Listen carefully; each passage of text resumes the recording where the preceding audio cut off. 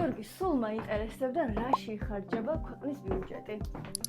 ბევრამე შეიხარჯება, ჯერ ხელფასები ხო პარლამენტარის მთავრობის სახელმწიფო უწყებებში ვინც მუშაობს, ჯარი პოლიცია შესანახია, პენსიები დასარიგებელია, საყოველთაო ჯანდაცვა. ძალიან ბევრამე შეიხარჯება ბიუჯეტის ფული. ვიცი რომ ძალიან ბევრ რაღაცაში იხარჯება ბიუჯეტი, მაგრამ ჩემი აზრით მაინც განათლება პირველი პრიორიტეტი უნდა იყოს. ეხლა ვიცი რომ ჯანდაცვა და პენსიები არის, ხო? და კიდე რა პუნქტები არის პრიორიტეტში? პრიორიტეტებში პირველ ადგილზეა ჯანდაცვა და პენსიები, ანუ სოციალური დახმარება, მერე არის ჯარის და პოლიციის შენახვა, ინფრასტრუქტურული პროექტები, განათლება და სხვა ხარჯებიც. თითოეულ მიმართულებაში მეტი რომ დაიხარჯოს, ესე იგი ჩვენი ეკონომიკაც უნდა გაიზარდოს, ხო? სწორად მიხვდი, თუ ეკონომიკა უფრო მეტად გაიზრდება, რა თქმა უნდა, მთავრობა მეტ გადასახადს აკრებს და მერე მეც დახარჯავს სხვა მიმართულებებში. და კიდე რა მაინტერესებს?